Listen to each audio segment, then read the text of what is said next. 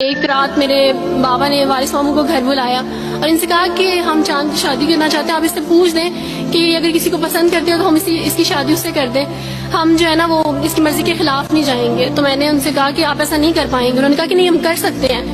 مجھے یہ تھا کہ مجھے پچھتاوا نہ رہے کہ میں نے شاید اس دن پاپا سے بات کرتی تو پاپا مان جاتے۔ تو میں نے ان سے کہا کہ پاپا میں ایک مسلمان مرد سے شادی کروں گی، آپ ایسا میرے لیے کر سکتے ہیں؟ اگر آپ کسی مسلمان سے میری شادی کریں گے تو ٹھیک ہے، میں شادی کرنے کے لیے تیار ہوں۔ میری گھر میں ایک سناٹا چھا گیا اور اس خاموشی کے بعد جو ہے یعنی سب فیملی والے رونے شروع ہو گئے۔ انہوں نے کہا کہ آپ اپنے مذہب میں واپس آ جاؤ، لیکن یہ ہے کہ میں دین اسلام قبول کر چکی تھی۔ آپ یقین جانیں جس طرح لوگ مختلف ہیں اسی طرح ان کے مسائل بھی مختلف ہیں۔ مجھے مینٹلی بے انتہا ٹارچر کیا گیا، مینٹلی مجھے یعنی اس چیز کا احساس دلوایا گیا کہ ماما پاپا روتے ہیں۔ میرے پاپا نے آپ یقین جانیں خود کو پھانسی لگانے کی کوشش کی میری آنکھوں کے سامنے۔ میری ماما نے خود پہ پیٹرول ڈال دیا اور خود کو جلانے کی کوشش کی میری آنکھوں کے سامنے، اور میں اپنے روم میں بیٹھی یہ کہتی تھی کہ اللہ اگر میں حق پہ ہوں نا تو میری فیملی کو کچھ نہیں ہونا چاہیے۔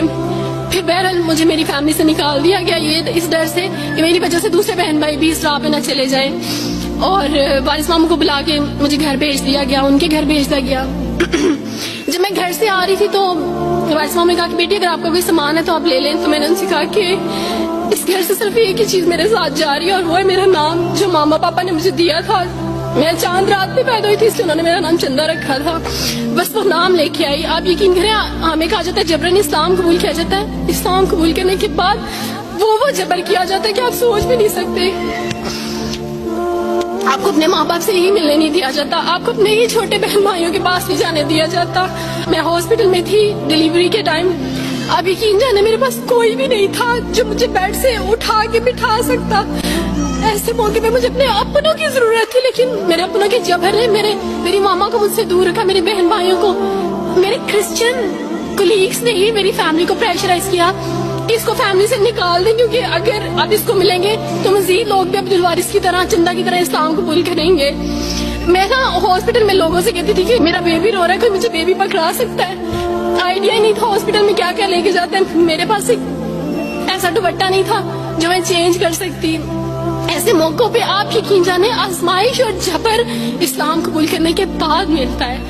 مجھے آپ سب سے توقع ہے، آپ سب اسلامک اداروں سے توقع ہے کہ اب آپ ہمارے لیے سٹیپ لیں۔ ہمارے اپنوں نے تو ہمیں چھوڑ دیا، انہوں نے جو ہمارے ساتھ جبر کیا اس جبر کے بدلے آپ ہمارے ساتھ نیکی کریں۔ اب آپ کیا سٹیپ لیتے ہیں نیو مسلمز کے لیے جن پر یہ الزام لگایا جاتا ہے کہ ان پہ جبر کیا جا رہا ہے؟ ہم پہ جبر نہیں، ہم پہ جبر اسلام قبول کروانے والوں نے نہیں کیا، بلکہ جن کے گھروں سے ہم آئے تھے اسلام قبول کرنے کے بعد جبر تو ان کی طرف سے تھا۔